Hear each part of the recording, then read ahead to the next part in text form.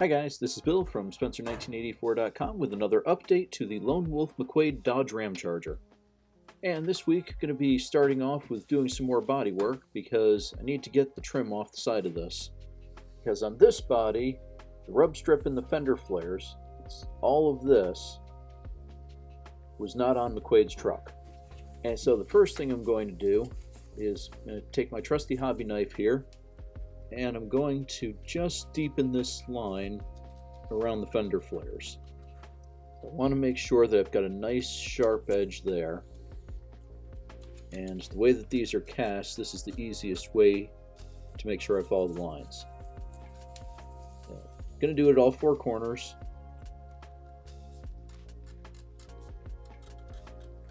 I don't need to cut it too deep. I just need to make sure that I've got enough of an edge that it really stands out. Do this one more time. And that ought to do it. And now to make sure that I don't scuff up the body, I'm going to put a protective mask on it.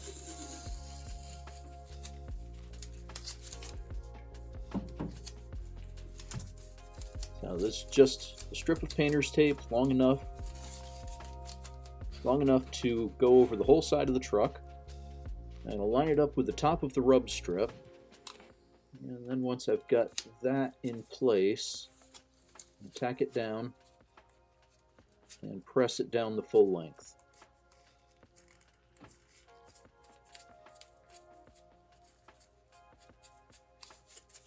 Just like that. And now I'm going to burnish it down over the fender flares, that edge that I just sharpened a little bit. And with that, I can go through and just cut right along that edge.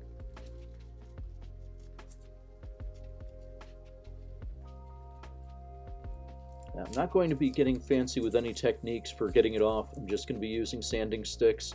But I did want to show this part so that you can see how I try to protect the body before I do anything like this. More than once, I've had a tool go wandering off and leave extra marks on the body that I need to go back and clean up afterwards. So if I do this, the tape is going to get scuffed up, but it should protect the body enough from what I'm doing. I'm not going at it with a motor tool or anything too harsh. Like I said, just sanding sticks, but this should be enough protection.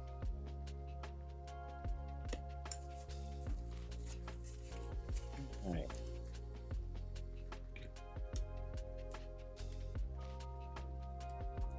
Just get this one last shot. Doesn't feel like it separated. There we go. All right.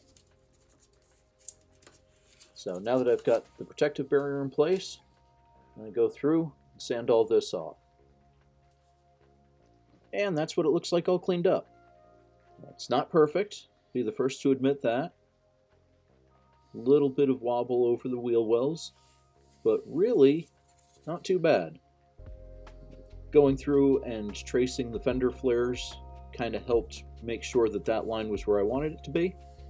And while I was working, I also put this notch in the front of the body.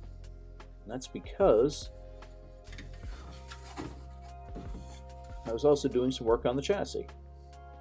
So what I did is I had to notch out the front and the rear. You see, cut a little bit there over the fuel tank. And I added this bar to the back just to get the spacing correct. And once I had that done, I was able to line up the front axle. So I put the spring blocks back a little bit. And then I cut off the very front of the frame rails. And doing that, I was able to get the 24th scale chassis under the 25th scale body. Also added kind of a quasi firewall, really just pins the sides together. You can see I've got those where they need to be. A little bit gappy on this side. It's a lot better over on the driver's side. But the whole thing is going to be painted black, so that should disappear once it's in paint. Plus, now that I've got the door panels located, I was able to trim the dashboard. So that fits in there now. Just a little bit off both sides. And now that drops right in, sits on my firewall. And Yeah, I still need to do a little bit of cleanup of that center console. I doubt you'll see the pedals that are cast into the floor. But now, drop the whole thing in, and that's how it looks. And really, not too bad. You can see up front, the frame rail sticks out just a hair, but all of that is hidden by the bumper. And looking inside, the door panels line up pretty good. Yeah, that lines up just about exactly where they should. The back cargo area lines up pretty good.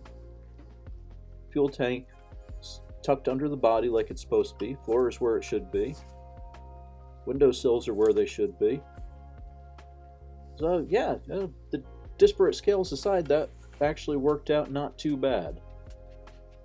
I think the only things that I still need to do before I get some paint on this are I want to finish the firewall, and I want to figure out some inner fenders for it, because obviously I don't want it wide open, and I don't want to cannibalize the other Ramcharger body just for that if I don't have to. I should have something in my parts box that I can use. But, yeah, it's come along. So I did do a test fit with the bumpers. There was a mild casualty on the rear bumper, busted one of the tabs off.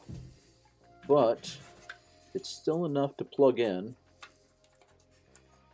so that I can have kind of an idea of what it's going to look like. And drop the front bumper in. And you can see that looks pretty good. The frame and the gas tank and all of the bits and pieces all line up pretty close to where they should. Nothing looks super out of place. And the few things that aren't right still, I think they'll be kind of hidden once it's in paint and has the rest of the details going on. So, that's where I'm leaving off this week. I had been hoping to get it in paint, but I'm not going to rush it. I'm doing a lot of surgery on things that were never meant to go together, so I've been having to do a lot of double and triple checking of sizes and fits and all of that. But I think it's in pretty good shape now. I'm going to get the last few details finished off, and at this point, I think I'll have this in some paint. So I will have another update on this next week. You can check back then, and thanks for watching.